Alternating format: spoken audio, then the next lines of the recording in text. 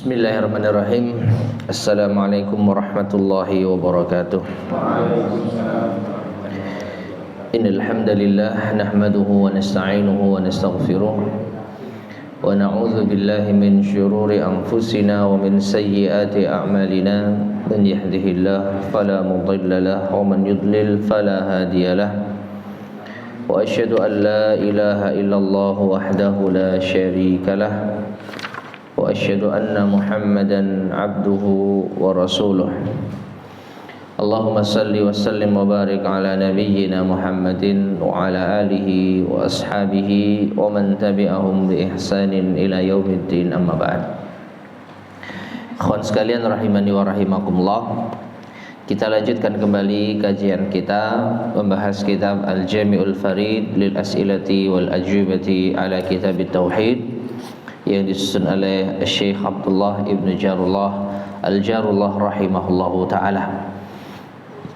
Dan kita melanjutkan pembahasan bab yang ke-50, yaitu bab qaulillahi ta'ala falamma atahuma salihah ja'ala lahu syuraka fima atahuma fata'ala Allahu amma yusyrikun. Maka tatkala Allah berikan keduanya anak saleh, maka keduanya pun menjadikan baginya sekutu-sekutu, menjadikan bagi Allah sekutu-sekutu pada apa yang Allah berikan kepada mereka berdua. Maka maha tinggi Allah atas apa yang mereka persekutukan.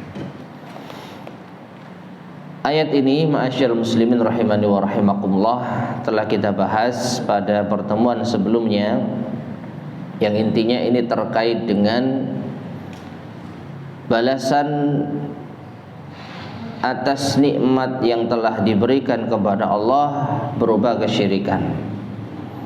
Tatkala Allah Subhanahu wa taala memberikan kepada orang tua berupa buah hati, anak yang baik, anak yang tidak cacat, anak yang sehat walafiat, namun ternyata keduanya membalas nikmat Allah dengan kesyirikan,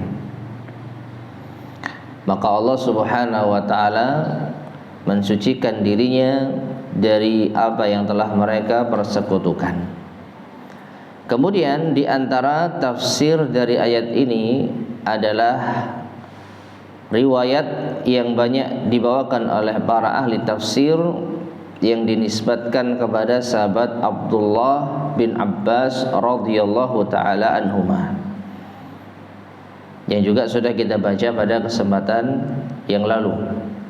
Yang intinya ayat ini menurut riwayat tersebut itu diturunkan tentang Nabi siapa? Adam alaihissalam. Tatkala Hawa mengandung, maka setan atau iblis mendatanginya dan mengancam akan menjadikan anaknya cacat, tidak normal, lahir dengan memiliki tanduk yang akan merobek rahim dari ibunya, kalau sekiranya Adam tidak mau mengikuti perintah sang iblis. Maka Nabi Adam pun tidak mau menuruti perintah sang iblis, dan ternyata ditakdirkan anak tersebut lahir dalam keadaan mati. Kemudian yang terjadi kedua kalinya saat Hawa mengandung pun juga demikian. Iblis mendatangi lalu meminta Adam untuk menuruti, namun ternyata Adam tidak mau, hingga akhirnya untuk kedua kalinya anak tersebut lahir dalam keadaan mati. Barulah yang ketiga Adam mulai berpikir, karena saking ingin mendapatkan anak keturunan, akhirnya Adam menuruti keinginan iblis. Dinamailah anak tersebut sesuai kemauan iblis dengan Abdul Haris, ya, Abdul Haris. Dan ternyata Allah jadikan anak tersebut lahir dalam keadaan sehat walafiat. Nah, dari sinilah maka Allah Subhanahu wa taala turunkan ayatnya menurut pentafsiran sebagian ulama. Ya, meskipun telah kita terangkan bahwa hadis ini atau riwayat ini riwayat yang tidak sahih. Taib. Kemudian kita sampai pada ma warada min annal maqsuda biqouli ta'ala.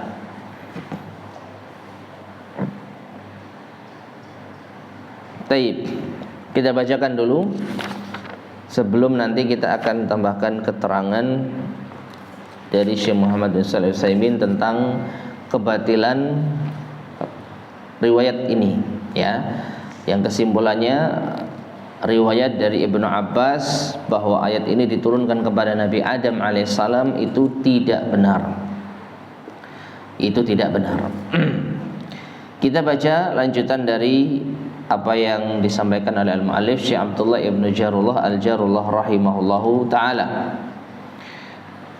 Beliau berkata, ma warada min annal maqsuda biqaulihi ta'ala, apa yang terdapat di dalam bahwasanya maksud dari firman Allah Ta'ala, ja'ala lahu syuraka'a fima atahuma, mereka berdua menjadikan baginya, bagi Allah Subhanahu wa ta'ala, sekutu-sekutu pada apa yang telah Allah berikan kepada keduanya berupa anak saleh.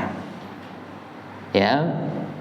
Jadi mereka telah berbuat syirik kepada Allah tatkala Allah memberikan kepada mereka anak saleh. Dengan cara apa? Dengan cara mereka lebih taat kepada iblis. Itu kalau menurut versi dari siapa? Dari kebanyakan para ahli tafsir. Kalau ini tentang kisah Adam alaihissalam. Nah, apa yang terdapat di dalam maksud dari firman Allah ini, Adam wa Hawa, yang dimaksud keduanya di dalam ayat ini adalah Adam dan Hawa, huwa qaulu jumhuril mufassirin. Ini adalah pendapat mayoritas ahli tafsir. Ya, mayoritas ahli tafsir. Wa warada fihi al-haditsul ladzi rawahu al-Imam Ahmad. Dan terdapat di dalamnya hadis yang diriwayatkan oleh Imam Ahmad anil Hasanil Basri, dari Al-Hasan Al-Basri, an Samurata, dari Samurah. Qala Ibnu Katsirin, Ibnu Katsir berkata, wa huwa ma'lulun, riwayat tersebut itu ada illahnya, ada cacatnya, min thalathati aujuhin, dari 3 sisi. Dzakaraha fi tafsirihi, yang disebutkan oleh beliau di dalam tafsirnya, juz ats-tsani, pada juz kedua, safhata 74 ba'da mi'atain, di halaman 274. Wa fihi asarun an Ibni Abbasin, dan juga di dalamnya ada asar riwayat dari Ibnu Abbas, rawahu Ibnu Abi Hatim, yang diriwayatkan oleh Ibnu Abi Hatim, wa taqaddam, dan telah berlalu. Qala Ibnu Katsir, lalu Ibnu Katsir berkata, wa ka'annahu wallahu a'lam, maka seakan-akan riwayat ini wallahu alam asluhu ma'khudhun min ahlil kitab, itu asalnya diambil dari kisah ahli kitab. Ya. Jadi kesimpulannya, ma'asyar muslimin rahimani wa rahimakumullah, riwayat Ibnu Abbas yang menceritakan tentang Nabi Adam didatangi iblis, lalu taat kepada iblis setelah persalinan yang ketiga, lalu Allah turunkan ayatnya menegur Nabi Adam alaihissalam, maka riwayat ini riwayat yang cacat secara sanadnya. Ya, ada 3 sisi yang tidak disebutkan di sini. Nah, kemudian kesimpulannya ternyata ini diambil dari kisah Israiliyat, kisah ahli kitab. Sehingga wallahu a'lam bishawab, riwayat ini tidak bisa dijadikan hujjah. Artinya tidak benar Nabi Adam alaihissalam mengalami kejadian seperti yang diriwayatkan di dalam kitab Tauhid ini. Ya. Namun wallahu a'lam bishawab, ya namanya para ulama, kebanyakan bahkan disebutkan tadi mayoritas ketika membawakan ayat ini, maka pentafsirannya ya ini kisahnya Nabi Adam alaihissalam. Namun mereka ternyata tidak bisa membawakan sanad yang sahih, sumber yang valid, karena tadi disebutkan oleh Al-Hasan Al-Basri atau Ibnu Katsir bahkan menyebutkan wa huwa ma'lul. Riwayat Ibnu Abbas ini ma'lul, ada ilahnya, ada cacatnya dari tiga sisi. Ya. Jadi ini sekaligus memberikan faedah kepada kita, tidak selalu pendapat jumhur mayoritas ulama itu benar. Nah, sekarang selanjutnya al-mu'allif menjelaskan walladzi 'alaihi al-muhaqqiquna minal mufassirin. Adapun yang dipegang oleh ahli tahqiq, para ulama peneliti dari kalangan ahli tafsir. Ya. Dan ini bukan jumhur, bukan mayoritas, tapi sebagian ulama yang mereka meneliti tentang hal ini. Wa fi muqaddimatihim atau fi muqaddamatihim, dan yang terdepan dalam masalah ini adalah Al-Hasan Al-Basri At-Tabi'i Al-Jalil. Itu Al-Hasan Al-Basri, seorang tabi'in yang mulia. Tsummal Imamu Ibnu Katsirin fi tafsirihi. Kemudian juga dipegang oleh Imam Ibnu Katsir di dalam tafsirnya. Ya, annal maqsuda biqaulihi ta'ala, bahwasanya yang dimaksud dengan firman Allah taala keduanya, ja'ala lahu syuraka'a fima atahuma. Mereka berdua telah menjadikan bagi Allah sekutu-sekutu pada apa yang telah Allah berikan anak kepada mereka berdua. Yang dimaksud adalah al-musyrikun, yaitu orang-orang musyrik. Bukan Nabi siapa? Adam. Ya. Jadi yang dimaksud ayat ini itu bukan Nabi Adam alaihissalam, tapi orang-orang musyrik min dzurriyyatihima, dari keturunan Adam dan Hawa.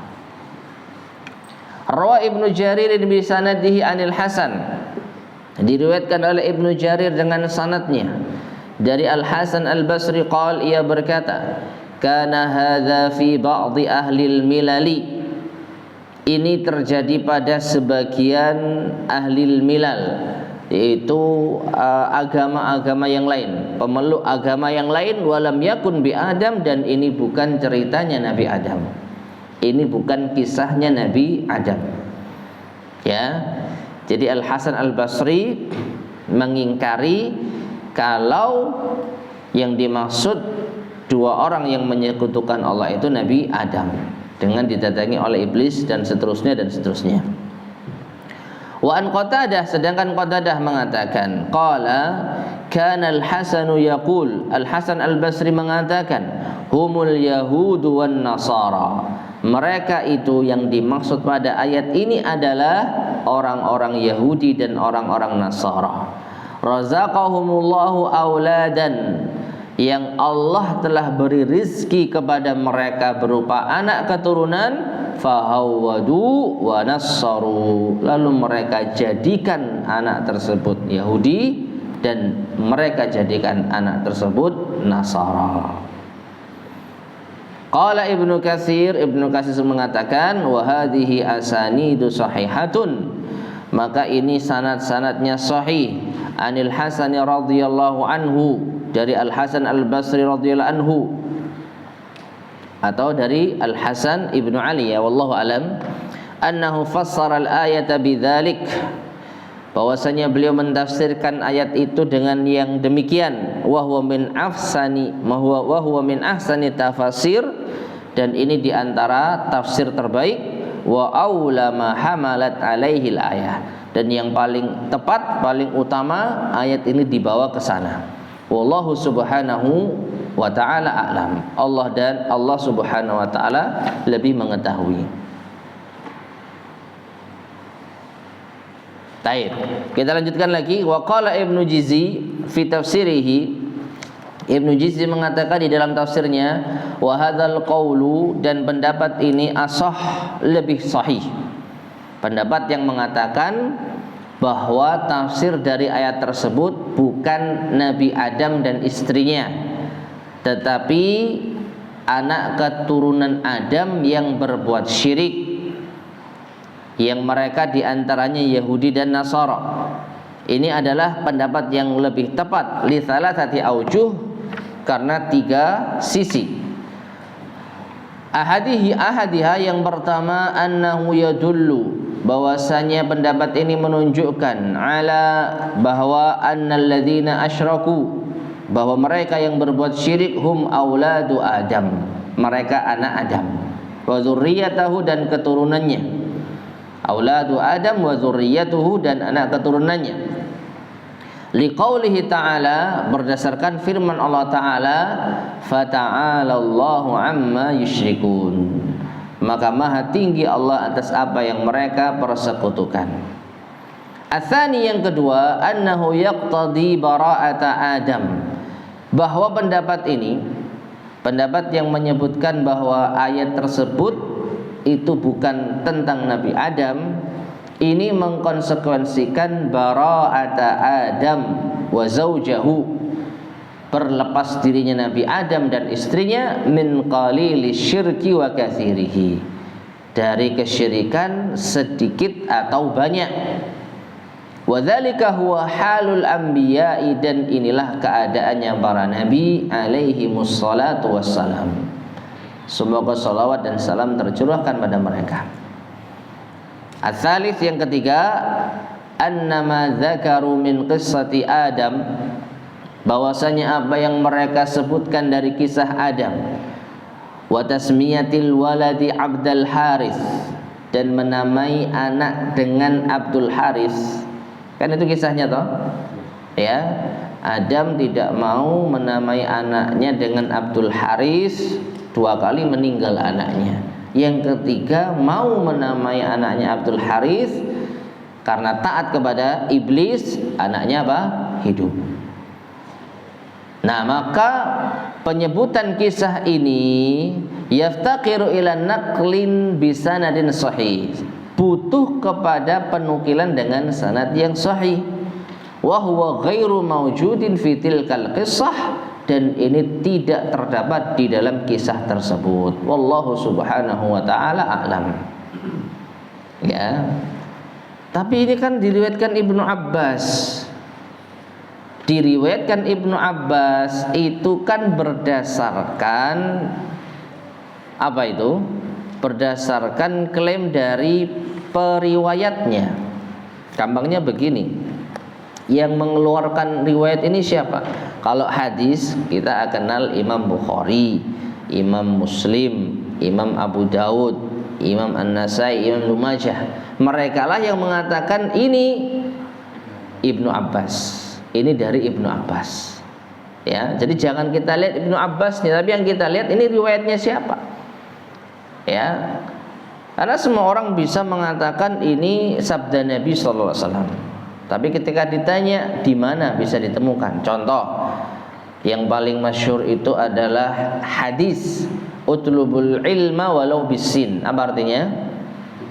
Carilah ilmu sampai ke negeri Cina. Ada yang mengatakan ngotot ini hadis Nabi SAW. Rasulullah SAW bersabda utlubu al ilma walau bisin. Carilah ilmu meskipun sampai ke negeri Cina. Nah, yang didengar orang awam, oh ini sabda Nabi SAW.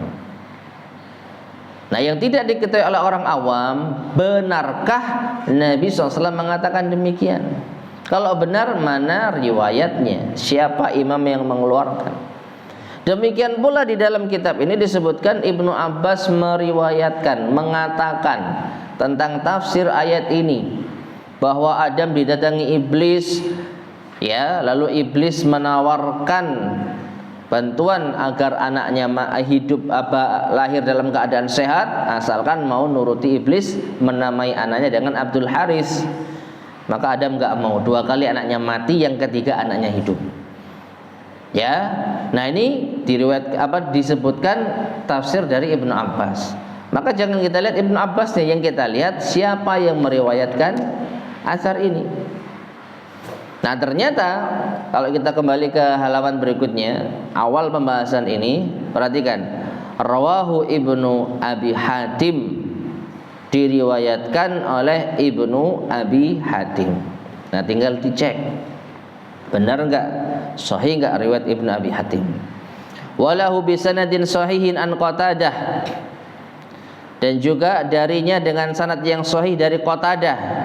Qatadah mengatakan syuraka fi ta'atihi wa lam yakun fi ibadatihi, bahwa Adam itu berbuat syirik di dalam ketaatannya tapi tidak di dalam ibadahnya. Perhatikan, ini pendapatnya Qatadah. Pendapatnya Qatadah dengan asumsi riwayat Ibnu Abbas ini sahih. Nah, berarti tinggal Ibnu Abi Hatim meriwayatkan hal ini sahih enggak? Ternyata disebutkan oleh para ulama, di antaranya Ibnu Katsir yang tadi sudah kita bacakan, bahwa riwayat Ibnu Abi Hatim ini cacat dari 3 sisi. Namun penjelasan tentang ilmu hadis 3 sisi itu tidak dibahas di sini. Kesimpulan saja. Jadi hadis ini apa? Kesimpulannya hadis yang batil atau athar yang batil. Ibnu Abbas wallahu alam bisawab, ya, menurut penjelasan yang kita baca, tidak mentafsirkan ayat tersebut dengan Nabi Adam alaihi assalam. Meskipun sekali lagi ini tercantum di dalam kitab Tauhid. Ya, sekali lagi Syekh Muhammad bin Abdul Wahab ketika membawakan bab yang ke-50 dengan ayat surat Al-A'raf 190 ini, lalu ditafsirkan dari Ibnu Abbas bahwasanya ketika Adam alaihissalam akan melahirkan anak dari istrinya Hawa, datanglah iblis. Maka dengan sebab mereka berdua taat kepada iblis, mereka telah berbuat syirik kepada Allah. Jadi ketika Allah berikan kepada Adam dan Hawa anak yang sehat walafiat, anak yang tidak cacat, maka Adam dan Hawa telah berbuat syirik kepada Allah dari apa yang telah Allah anugerahkan kepada mereka berdua. Nah itu tafsirnya. Kalau kita baca ayat ini, kemudian riwayat yang dibawakan oleh Syekh Muhammad bin Abdul Wahab rahimahullah. Nah makanya kita butuh dengan para ulama yang mensyarah hadis ini, yang mensyarah bab ini. Dan ternyata Syekh Abdullah ibnu Al-Jarullah lebih menguatkan hadis itu batil.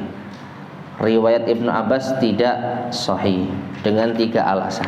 Nah sekarang saya tambahkan penjelasan Syekh Muhammad bin Shalih Al-Utsaimin juga memperkuat batilnya kisah tersebut. Yang saya ambil dari syarah beliau terhadap kitab Tauhid, yaitu Al-Qaulul Mufid. Waalaikumsalam. Saya sebutkan secara singkat saja ya, karena panjang kalau semuanya. Beliau mengatakan wa hadhil qissatu batilatun min wujuh. Kisah ini adalah batil dari beberapa sisi. Beliau sebutkan ada 7 sisi. Namun kita mungkin akan sebutkan 5 sisi saja. Jadi kisah ini batil dari beberapa sisi. Baik, sebelum kita lanjutkan, paham ya maksudnya? Kisah Adam itu batil, nggak benar, nggak pernah terjadi Adam didatangi iblis lalu Adam mengikuti kemauan iblis setelah anaknya gugur 2 kali. Kisah itu batil, tidak benar, tidak sahih, meskipun tercantum di dalam kitab Tauhid. Paham ya? Nah sekarang apa alasan batilnya kitab itu atau batilnya kisah itu? Kata Syekh Muhammad bin Shalih Al-Utsaimin, al-wajhul awal, yang pertama, annahu laisa fi dzalika khabarun sahihun anin nabi sallallahu alaihi wasallam. Bahwasanya di dalam kisah tersebut tidak terdapat khabar yang sahih dari Nabi Shallallahu Alaihi Wasallam. Perhatikan, anggaplah riwayat tadi sahih, maka paling banter itu penjelasannya siapa? Ibnu Abbas, ya kan? Kan dari Ibnu Abbas, bukan dari Nabi SAW. Coba antum baca ulang. An Ibnu Abbasin radhiyallahu anhuma qala. Ya, dari Ibnu Abbas radhiyallahu anhuma ia berkata. Jadi ini tafsirnya Ibnu Abbas, bukan tafsirnya Rasulullah sallallahu alaihi wasallam. Sehingga kalau sekiranya sahih itu tafsirannya Ibnu Abbas, sedangkan Rasulullah sallallahu alaihi wasallam tidak ada sama sekali keterangan tentang hal ini, maka tentu tidak diterima. Ya, tidak diterima bahwasanya yang dimaksud ayat ini Adam dan Hawa. Mana hadis Rasulullah SAW? Tidak ada. Tidak ada khabar yang sahih dari Nabi SAW. Wa hadza minal akhbaril lati la tutalaqqa illa bil wahyi. Kenapa? Karena kisah-kisah semacam ini seharusnya tidaklah diambil kecuali dengan wahyu. Ibnu Abbas bukan nabi. Sekali lagi kita tidak mencoba mempertentangkan ucapan Ibnu Abbas dengan Nabi Shallallahu Alaihi Wasallam. Karena nggak mungkin sahabat menelisih Nabi Shallallahu Alaihi Wasallam. Ya, mengatakan Nabi Adam didatangi oleh iblis, lalu Nabi Adam menolak, namun akhirnya menerima, menjadikan anaknya Abdul Harith demi mengikuti syaitan. Ini perkara besar jemaah, perkara besar, hal gaib yang besar. Ada kesyirikan pada seorang nabi, ini bahaya. Maka harus jelas mana dalilnya. Di dalam Al-Quran ada nggak tafsiran ini menuju kepada Adam? Nggak ada. Di dalam hadis Nabi SAW pernah nggak Nabi mengatakan ini kisah tentang Nabi Adam? Nggak ada.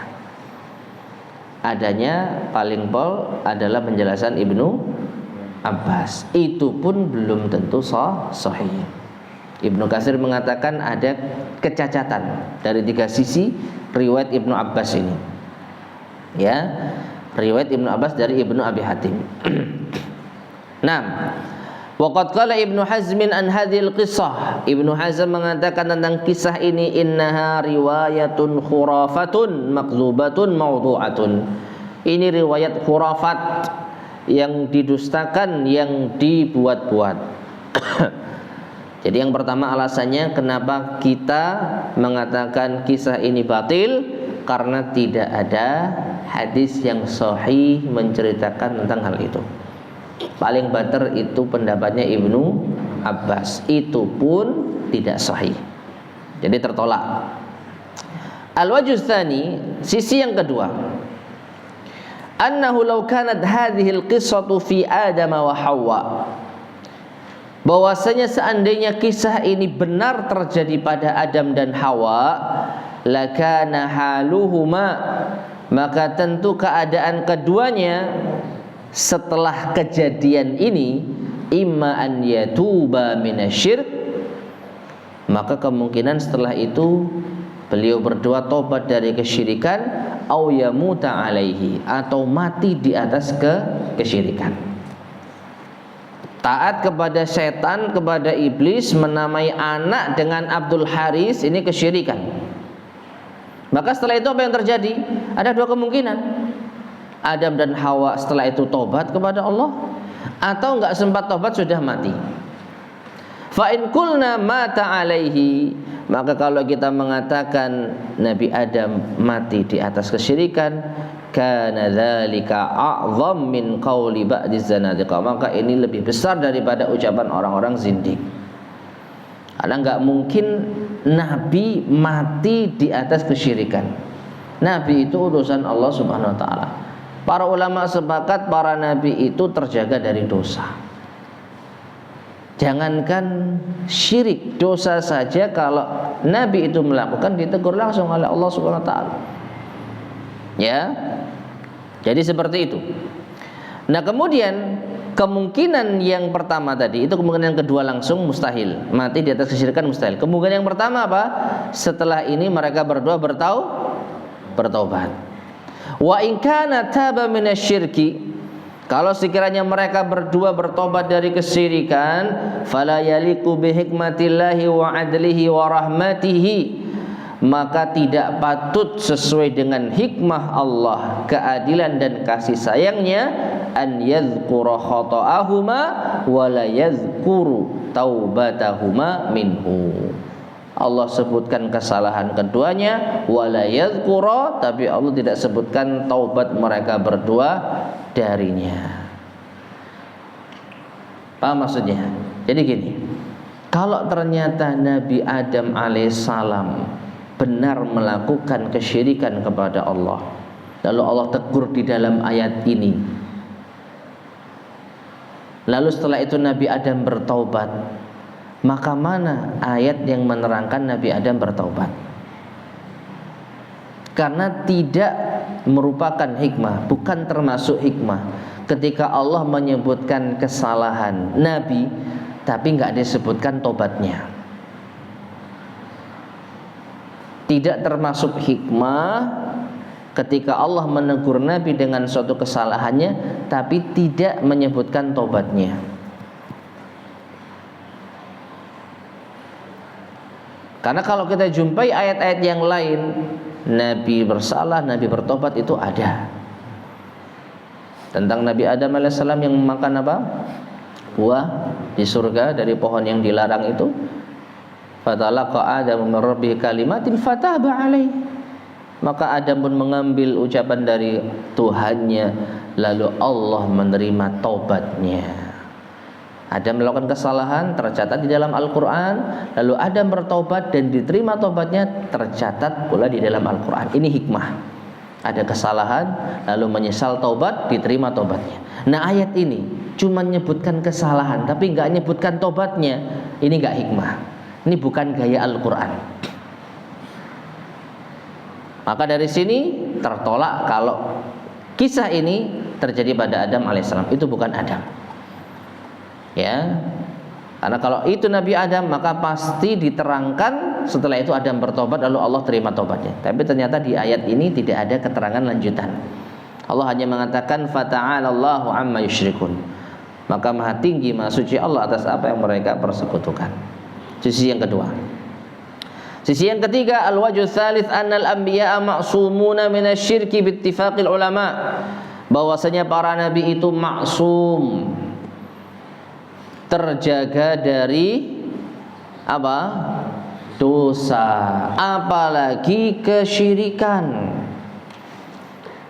Bahwasanya para nabi itu terjaga dari kesyirikan bittifaqil ulama, dengan kesepakatan para ulama. Ini enggak masuk akal.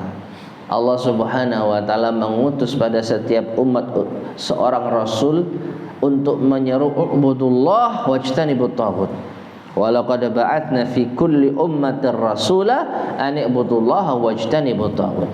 Dan sungguh kami telah utus pada setiap umat seorang rasul yang kami perintahkan untuk menyeru manusia, beribadalah kalian kepada Allah dan jauhilah taghut. Lah kok ternyata Nabi Adam malah jatuh pada kesyirikan? Ini enggak masuk akal.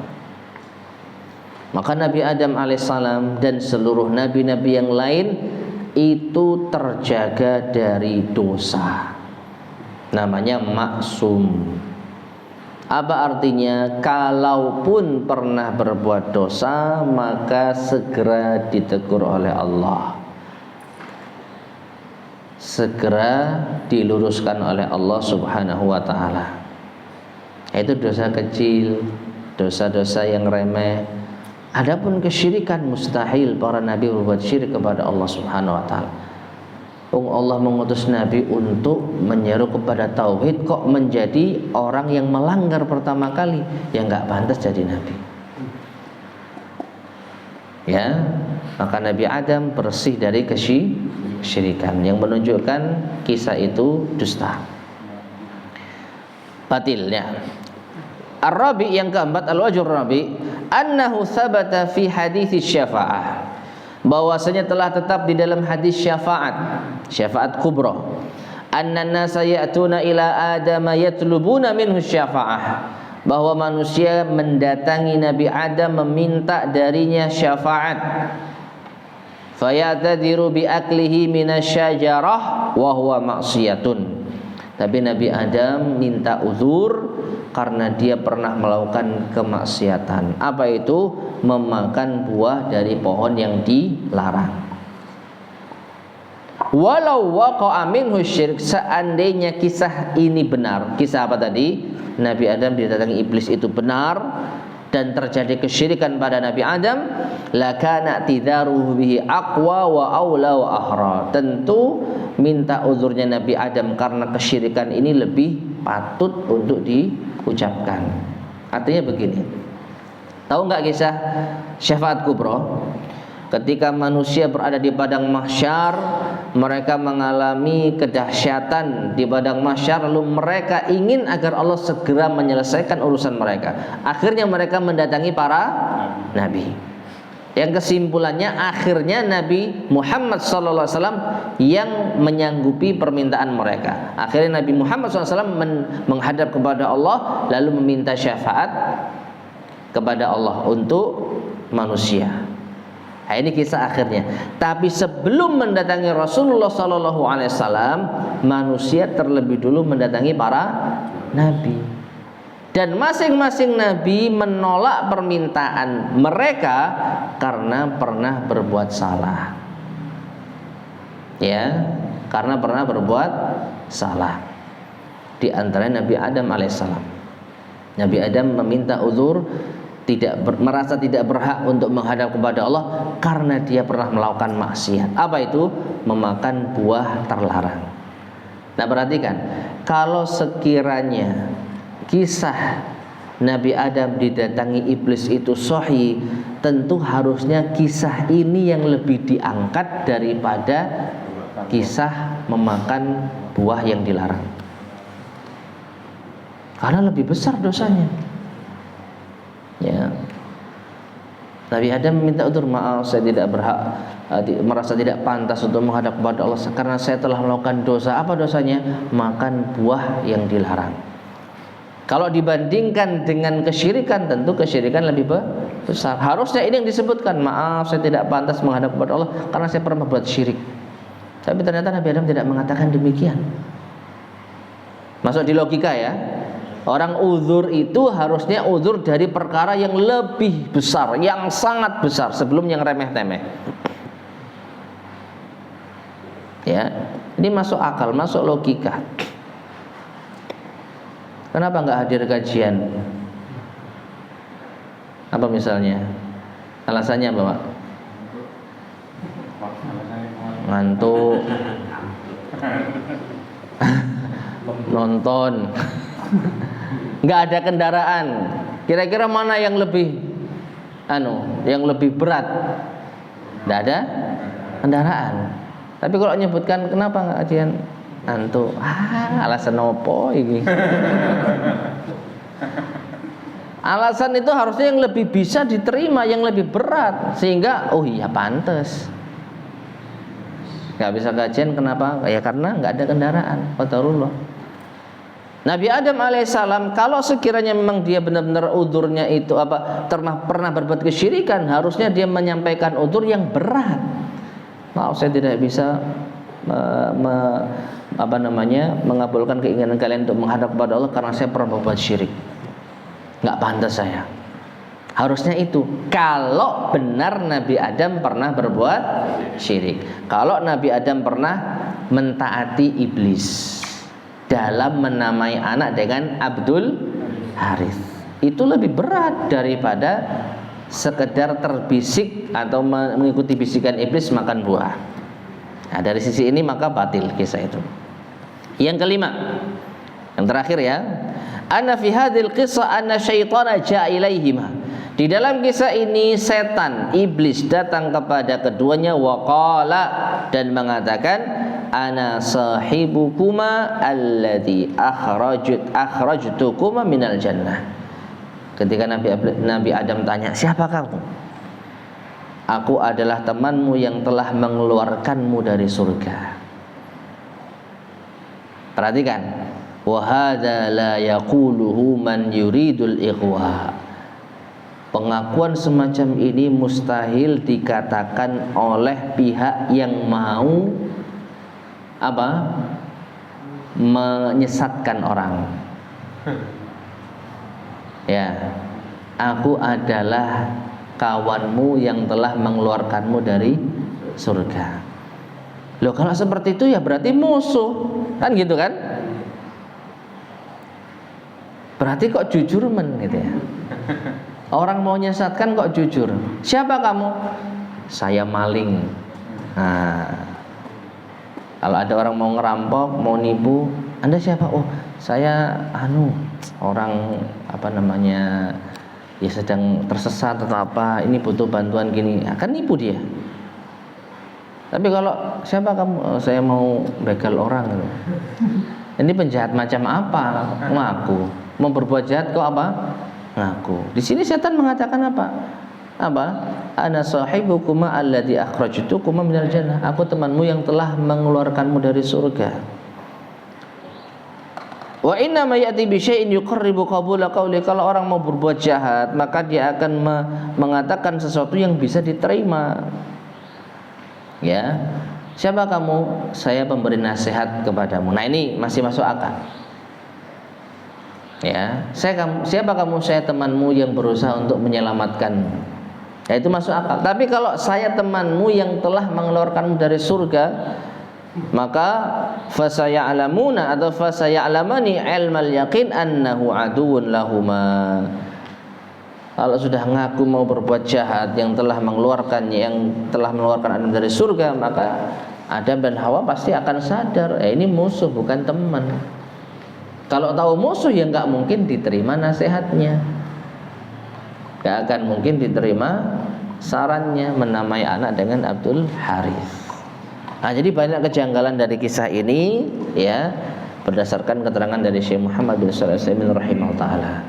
Maka sekali lagi jamaah sekalian rahimani wa rahimakumullah, meskipun penjelasan dari ayat ini sebagaimana yang dibawakan oleh Syekh Muhammad bin Abdul Wahhab rahimahullah itu tentang Nabi Adam, maka yang sahih kisah itu kisah yang batil, ya. Lalu yang benar ayat ini berkaitan dengan siapa? Pentafsiran dari Al Hasan Al Basri yang mengatakan ini adalah kisah anak keturunan Adam yang berbuat syirik. Anak keturunan Adam banyak, ada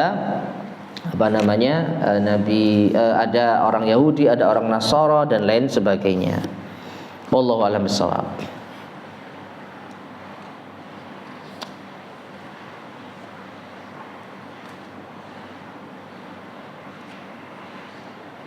Oh, satu lagi ya. Tadi sempat saya mau sampaikan tapi tadi sudah terlanjur ngomong 5 sisi, ada 7. Sisi yang ke-7, ya, dari segi bahasa ini.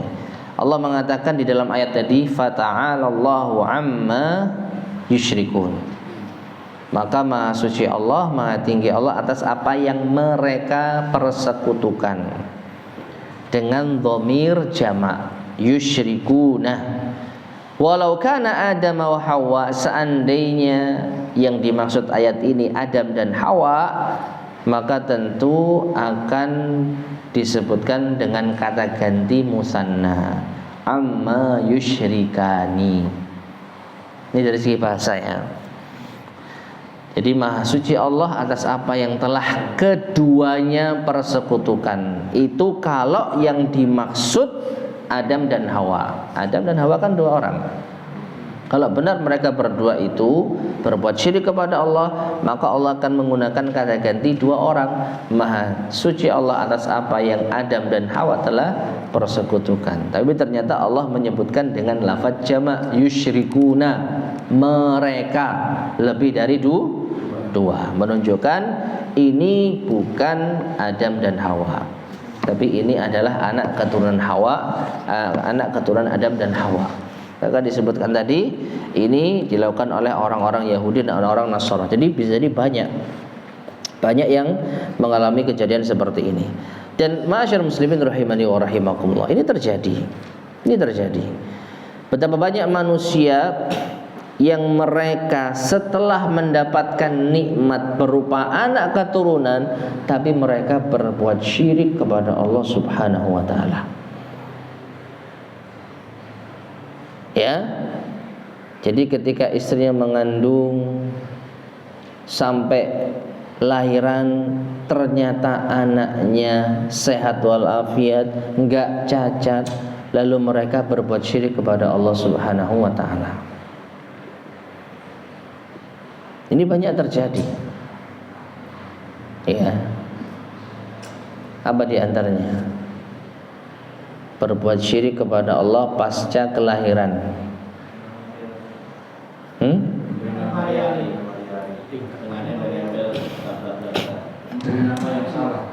Memberi nama yang salah itu benar ya.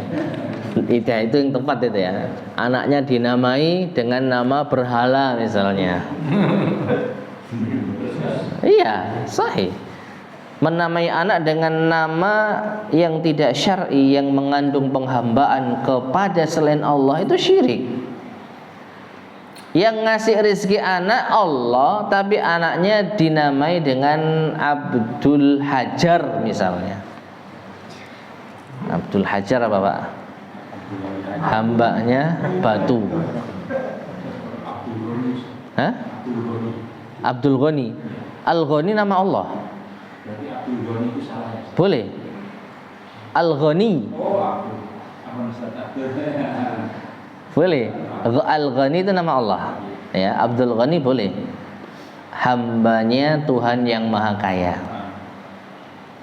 Ya. Nah ini kesyirikan. Allah yang ngasih anak yang sehat, tapi anak ini disandarkan kepada selain Allah. Hambanya batu, hambanya pohon, hambanya laut, hambanya ini dan itu. Maka dari itu Allah sebutkan, fata'ala Allahu amma yusyrikun. Maka maha tinggi Allah atas apa yang mereka telah persekutukan. Menunjukkan orang tua yang diberi rizki anak yang sehat lalu tidak bersyukur kepada Allah, justru berbuat syirik kepada Allah, itu jumlahnya banyak, bukan cuma 1-2. Maka tidak benar kalau ayat ini ditujukan pertama kali kepada siapa? Nabi Adam alaihissalam. Maka dipastikan Nabi Adam terbebas dari kisah dusta tersebut. Wallahu a'lam bishawab. Nah, jadi inti utamanya ayat ini terkait dengan orang tua yang mereka tidak berterima kasih kepada Allah setelah mendapat anugerah anak yang sehat, anak yang tidak cacat. Mereka justru berbuat syirik kepada Allah dengan menamai anak tersebut atau dengan melakukan kesyirikan-kesyirikan yang lain. Wallahu a'lam bishawab. Baik. Sebelum kita lanjutkan, ada yang tanyakan mungkin tentang bab ini? Bab ke-50.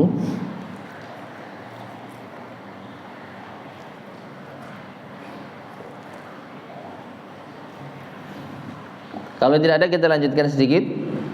Bab yang ke-51. Qala al-muallif rahimahullah, bab qaulillahi ta'ala.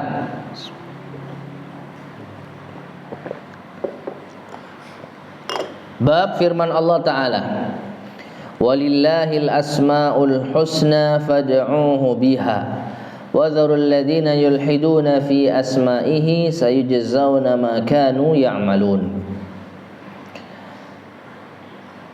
Yang artinya, dan milik Allah lah asma husna, al-asma al-husna, nama-nama yang indah. Maka berdoalah kalian dengannya kepada Allah, dan tinggalkan orang-orang yang menyimpang dari kebenaran terhadap nama-namanya. Kelak mereka akan dibalas dengan siksa atas apa yang mereka perbuat. Lagi-lagi judul bab ini mengutip dari ayat Al-Quran, surat Al-A'raf ayat 180. Soal, pertanyaan, Isyrah hadhil ayah wa bayyin munasabataha li kitabit tauhid. Jelaskan ayat ini dan terangkan kaitannya dengan kitabut tauhid. Al-jawab, jawabannya, akhbarallahu subhanahu wa ta'ala, Allah subhanahu wa ta'ala mengabarkan anna lahu asma'an, bahwa Allah memiliki nama. Wa annaha husna, dan nama Allah itu husna, baik, indah.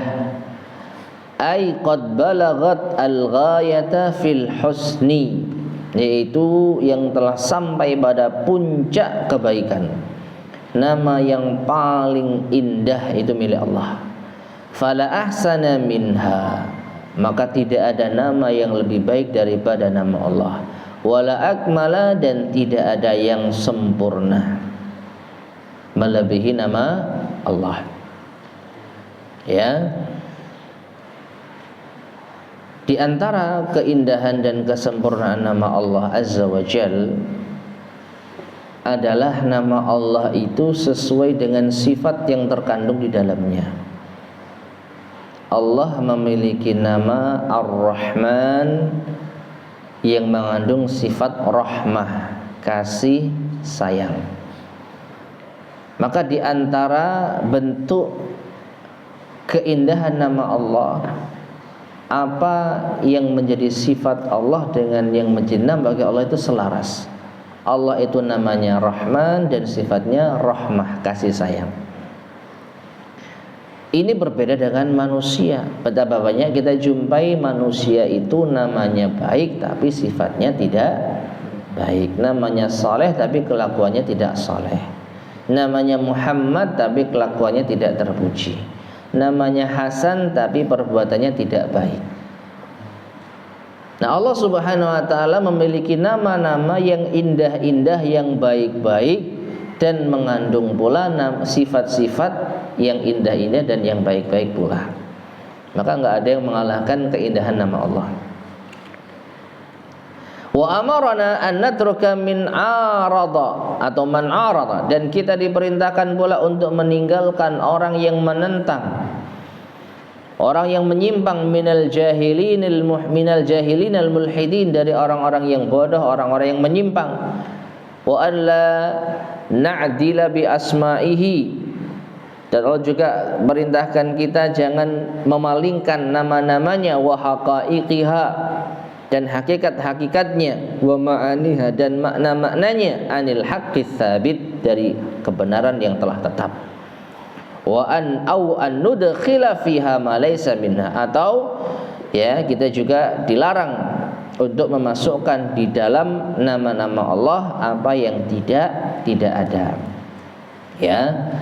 Jadi kita dilarang atau kita diperintah untuk meninggalkan orang-orang yang menyimpang, orang-orang yang memalingkan nama-nama Allah dari hakikat yang benar, dan kita juga dilarang untuk memasukkan nama yang bukan bagian darinya. Artinya kita dilarang menamai Allah dengan nama yang tidak pantas bagi Allah. Nah, summa tawa'adal mulhidin, kemudian Allah mengancam orang-orang yang menyimpang, orang-orang yang berbuat ilhad fi asma'ihi, di dalam nama-namanya, bi annahu sayujazihim, nanti Allah akan membalas mereka fil akhirah, wa yu'adzibuhum bima amilu, dan mengazab mereka atas apa yang mereka berbuat. Ya. Jadi ayat ini jelas jemaah sekalian menegaskan kalau Allah itu memiliki nama yang indah, dan kita diperintah untuk berdoa kepada Allah dengan nama yang indah, dan kita diperintah untuk meninggalkan orang-orang yang menyimpang terhadap nama-nama Allah, karena mereka nanti akan dibalas sesuai dengan perbuatan mereka. Adapun wa munasabatul ayati li kitabit tauhid, kaitan ayat ini dengan kitabut tauhid adalah annal ilhada fi asma'illah, bahwasanya menyimpang terhadap nama-nama Allah, wa nafyiha, atau wa nafyaha, atau menafikan, wa ta'tilaha atau menolak yunafit tauhid wal iman, ini bisa menafikan ketauhidan dan keimanan. Nah, ini khususnya pembahasan tentang apa? Tauhidul asma was sifat. Sesuai dengan akidah Ahlussunnah wal Jamaah bahwa tauhid itu ada 3, di antaranya adalah tauhid al asma was sifat. Nah, ayat ini atau bab ini dibahas di dalam kitab tauhid karena kaitannya dengan tauhidul asma was sifat. Nah, bagaimana cara kita bertauhid kepada Allah dengan tauhidul asma was sifat yang benar? Maka disinilah ayat ini yaitu dibahas. Di antaranya adalah kita dilarang atau kita diperintah untuk meninggalkan orang-orang yang menyimpang di dalam tauhidul asma was sifat. Dan nanti akan diterangkan insyaallah ya. Taib. Kita lanjutkan sedikit. Soal pertanyaan, bayin maksudal muallifi bihadzal bab. Jelaskan maksud tujuan penulis dengan bab ini. Al-jawab, jawabannya maksuduhu, maksudnya ar-raddu ala man yatawassalu bil amwat. Bantahan terhadap orang yang bertawassul, menjadikan wasilah perantara dengan orang-orang yang sudah mati. Wa annal masyru'a, dan bahwasanya yang disyariatkan wat tawassulu bi asma'illahi wa sifatihi wal a'malis salihah. Yang disyariatkan itu adalah bertawassul, menjadikan wasilah dengan nama-nama Allah, dengan sifat-sifat Allah, dan dengan amal-amal saleh. Nama asyar muslimin rahimani wa rahimakumullah. Jadi kalau kita lihat kitab tauhid ini, meskipun yang dibahas tentang tauhidul asma wa sifat khususnya di bab ke-51 ini, namun ternyata bisa juga dibawa kepada tauhidul uluhiyah, sebagaimana yang dijelaskan oleh Asy-Syarih, yaitu Syekh Abdullah Ibnu Jarullah Al-Jarullah rahimahullah. Kenapa Syekh Muhammad bin Abdul Wahhab membawakan ayat ini di dalam bab yang ke-51? Ternyata ada kaitannya dengan tawasul yang syirik. Tawasul yang syirik adalah bertawasul dengan orang yang sudah mati, menjadikan orang yang sudah mati sebagai perantara untuk meminta kepada Allah. Maka dibawakan bab ini dengan ayat ini agar kaum muslimin itu bertawasul dengan cara yang benar, yaitu bertawasul bi asma'illahi wa sifatihi, dengan nama dan sifat Allah. Dalilnya fad'uhu biha, Allah memiliki nama-nama yang indah, maka berdoalah kepadanya biha, dengan nama-nama tersebut. Ini yang menjadi dasar tawasul dengan nama-nama Allah itu diperbolehkan, bahkan disyariatkan. Ya, bukan bertawasul dengan bil amwat, dengan orang-orang yang sudah mati, dan juga dengan amal soleh. Ya, dan sebagaimana ini mungkin sudah pernah kita sampaikan, ya, bahwasanya tawasul yang syar'i itu ada 3. Yang pertama bertawasul dengan nama-nama Allah, yang kedua bertawasul dengan amal soleh, yang ketiga bertawasul dengan doa orang soleh yang masih hidup. Karena hakikat tawasul itu menjadikan perantara agar Allah Subhanahu wa taala yaitu mengabulkan doanya. Adapun bertawasul dengan orang mati, maka ini syirik. Nah, di bab ini al-mu'allif membawakan dalil bahwa bertawasul itu dengan nama Allah. Walillahil asmaul husna fad'uhu biha. Wallahu taala alam bissawab. Adapun pembahasan tentang apa makna ilhad beserta perincian tentang akidah asma wa sifat menurut Ahlus Sunnah wal Jamaah. Insyaallah akan kita lanjutkan pada kesempatan berikutnya biidznillah subhanahu wa taala. Wallahu taala alam bissawab. Baik, masyaallah muslimin rahimani wa rahimakumullah. Sampai sini barangkali ada yang mau ditanyakan, tafadhol silakan. Nggih. Amin. Terkait bab yang 50 tadi Ustaz, itu kan berarti dari setiap ayat Al-Quran itu memang ada banyak tafsir ya. Nggih. Artinya bagaimana seperti kita itu belajar itu harus menggunakan tafsir yang mana supaya benar itu belajar dulu. Taib. Pertanyaannya, ayat-ayat Al-Quran itu ternyata banyak tafsirannya, begitu ya. Lalu bagaimana cara kita untuk bisa memahami ayat Al-Quran dengan tafsir yang benar, begitu ya. Wallahu a'lam bishawab. Maka tentu saja kita harus membaca tafsir para ulama yang memang thiqah, terpercaya. Meskipun kita mengakui dan kita menyadari para ulama sesiqah apapun, seterpercaya apapun, itu tidak terbebas dari kesalahan. Namanya manusia selain Rasulullah SAW pasti pernah berbuat kesalahan. Tapi kesalahan mereka dibandingkan dengan kebenaran yang mereka bawa tentu lebih banyak kebenarannya. Nah, oleh karena itu cukup kita kalau mau memahami ayat Al-Quran dengan tafsir yang benar, yang merujuk kepada ulama ahli tafsir yang memang diakui. Dalam hal ini saya tidak ragu mengatakan tafsir Ibnu Katsir. Ya, tafsir Ibnu Katsir di antara tafsir yang insya Allah banyak atau lebih banyak kebaikannya dibanding dengan kesalahannya. Kita katakan kesalahan karena memang manusia itu tidak lepas dari kesalahan. Gak ada satupun manusia yang bebas dari kesalahan kecuali Rasulullah SAW. Ya, maka kita lihat siapa penulisnya. Kalau penulisnya ulama Ahlussunnah wal Jamaah, maka silakan membaca tafsirnya. Dan yang terkenal, yang diakui ya oleh semua kalangan, tafsir Ibnu Katsir. Nah, makanya tadi di antara penjelasan yang bisa kita ambil faedah, ternyata Ibnu Katsir meskipun membawakan asar tadi, tapi beliau mengomentari kalau asar itu ternyata asar yang tidak sahih. Ya.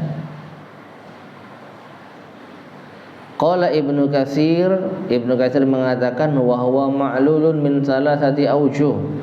Kisah ini ada cacatnya dari 3 sisi. Dzakaraha fi tafsirih, yang disebutkan di dalam tafsirnya.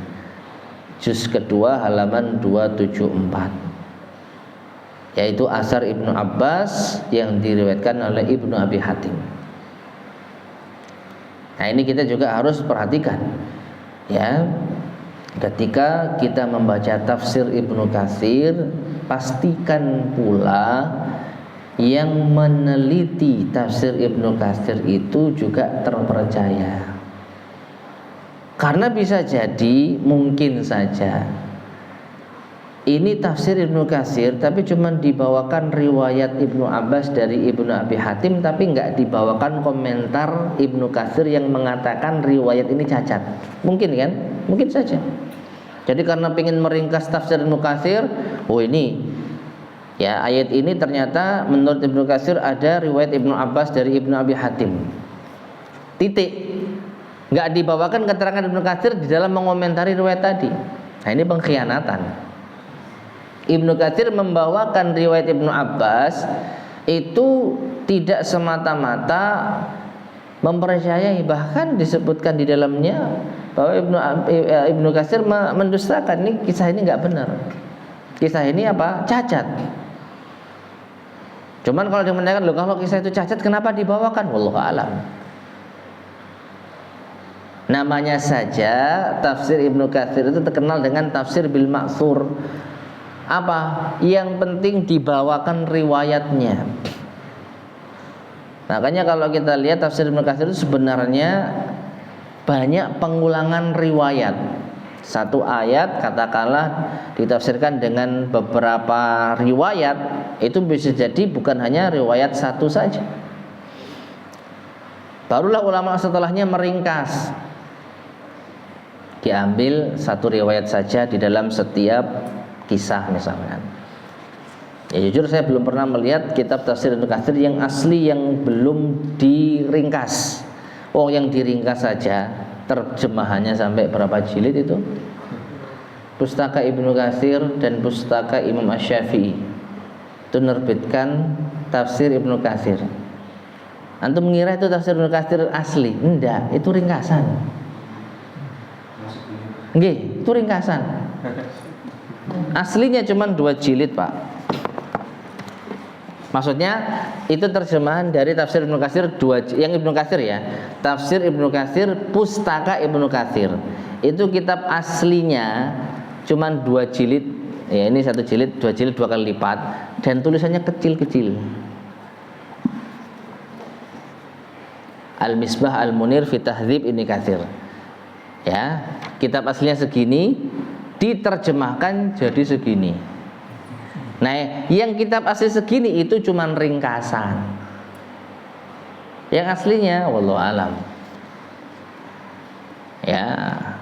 Ada lagi ringkasan yang lain, Umdatut Tafsir, ringkasan Ibnu Katsir Umdatut Tafsir Syekh Ahmad Syakir 3 jilid. Nah, itu ringkasan juga. Kalau yang Imam Syafi'i itu Lubabut Tafasir, itu juga ringkasan. Jadi menghilangkan sebagian riwayat yang diulang-ulang. Nah, itu saja nggak katam kita. Ada cuma ringkasan, apalagi yang aslinya. Jadi Ibnu Katsir memang identik dengan tafsir bil ma'thur yang dibawakan pokok riwayat.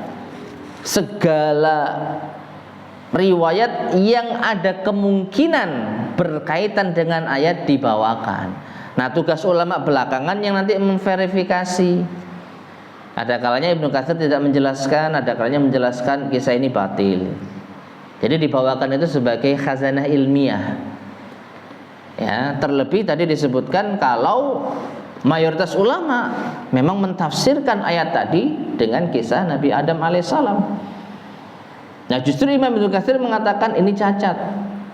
Jadi dari sini maka insya Allah Ibnu Katsir tafsirnya terpercaya.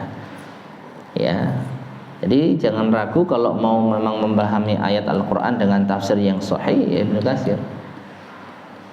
Meskipun bisa jadi kita kurang puas. Kok bisa kurang puas? Ya mungkin apa yang kita inginkan tidak ada keterangannya. Ini maksudnya siapa? Ya, ternyata Ibnu Katsir hanya membawakan riwayat yang singkat atau riwayat yang tidak menyebutkan tentang detail-detail tertentu. Tapi itu insya Allah sudah mencukupi. Wallahu a'lam. Baik, ada yang tanyakan lagi? Nih. Dari pembahasan ini kan kita melihat pentingnya nama saja. Yang kedua, kondisi di lapangan kan banyak ustaz-ustaz kan namanya yang masih dipertahankan yang belum sakit saja. Artinya beliau namanya terkunyahnya nama anak-anaknya saja. Itu nanti kalau umpama akan ada dalil enggak kan? Yang dipakai itu yang dipanggil mereka nama kunyah nama. Wallahu a'lam bishawab, setahu saya manusia nanti dipanggil dengan nama-nama terbaik mereka. Jadi kalau mereka diberi nama oleh ayahnya dengan nama yang tidak baik, tapi kemudian mereka sadar bahwa nama itu tidak baik sehingga mereka mengganti meskipun tidak di akta kelahiran, maka wallahu a'lam nanti insya Allah akan dipanggil dengan nama yang terbaik, bukan nama sesuai akte. Ya, wallahu a'lam bishawab. Lagi tanyakan? Dengan Pak Ustaz. Nggih. Mungkin ini agak sedikit lain. terkait dengan tafsir tadi Ustaz. Kalau di surat Al-Duha itu yang bahwa jadaka bolan bahada itu yang benar yang mana Ustaz tafsirnya? Wa wajadaka dhalan fahada. Dan Allah menjumpai dirimu dalam keadaan sesat. Itu kan terjemahan letterleknya, ya kan? Fahada, maka Allah berikan petunjuk. Apakah berarti Rasulullah SAW itu pernah sesat? Maka jawabannya, sebelum Nabi SAW diangkat menjadi Nabi dan Rasul, maka beliau tidak tahu jalan yang benar. Kalau yang dimaksud tidak tahu jalan yang benar sehingga inilah makna sesat, ya, Rasulullah pernah sesat. Tapi kalau dikatakan Rasulullah itu pernah sesat, artinya menyesatkan orang, melakukan kemungkaran, kemaksiatan, kesalahan, dosa, maka Rasulullah nggak sesat. Jelas ya? Jadi makna bahwa jadaka dolan di sini artinya adalah Rasulullah tidak tahu petunjuk sebelum diangkat menjadi Rasul. Jangan diidentikan dengan sesat yang menyesatkan, ahli maksiat, ya, berbuat syirik. Nabi tidak pernah berbuat maksiat, berbuat syirik. Nah, kalau dikatakan sesat, iya, karena lawan dari dhalal itu hidayah. Sebelum diangkat menjadi Nabi, beliau tidak tahu jalan yang benar. Makanya beliau apa? Menyendiri di gua. Karena beliau itu bingung. Secara perbuatan tidak ada perbuatan kemungkaran yang beliau lakukan. Beliau tidak pernah berbuat syirik. Meskipun orang-orang di Mekah berbuat syirik, beliau tidak pernah memutus silaturahim. Meskipun orang-orang melakukan pemutusan silaturahim, beliau tidak pernah minum khamr, beliau tidak pernah melakukan judi, beliau tidak pernah berzina. Maka beliau tidak berbuat kesesatan dalam segi kemaksiatan ini. Tetapi karena beliau tidak tahu jalan yang benar, belum mendapatkan hidayah, petunjuk jalan yang benar, maka dikatakan beliau saat itu dhalan. Fahada, baru setelah itu Allah berikan petunjuk, diangkat menjadi Rasul, baru tahu jalan hidayah. Oh, baru tahu bahwasanya ini kesyirikan yang memang benar-benar harus dihindari. Baru tahu secara rinci ini haram. Ya. Sebelumnya Nabi tidak tahu secara ilmiah, meskipun Nabi tidak melakukan keharaman dan dosa. Nabi kan tidak berdakwah sebelum mendapatkan hidayah menjadi Rasul. Ya kan? Nabi tidak mengingkari ini musyrik, ini khamr haram, ini zina haram, ini judi haram. Nabi tidak pernah berdakwah seperti itu sebelum menjadi Rasul. Tapi Nabi tidak pernah melakukan hal itu. Ya, jadi apa yang dimaksud dengan dhalan? Ya, kembali kepada tadi. Kalau dhalan maksudnya Nabi itu sesat, menyesatkan, pernah berbuat maksiat, dosa, tidak, Nabi tidak dhalan. Tapi kalau yang dimaksud dhalan adalah Nabi tidak tahu petunjuk karena beliau belum diangkat menjadi Nabi dan Rasul, iya. Setelah itu beliau baru diangkat menjadi Rasul, fahada, Allah berikan petunjuk. Wallahu a'lam bishawab. Amin. Taib, mungkin kita sebutkan ya. Kita akhiri, mudah-mudahan bermanfaat. Kurang lebihnya saya mohon maaf. Subhanakallahumma bihamdika asyhadu an la ilaha illa anta astaghfiruka wa atubu ilaik. Alhamdulillahirabbil alamin. Assalamualaikum warahmatullahi wabarakatuh.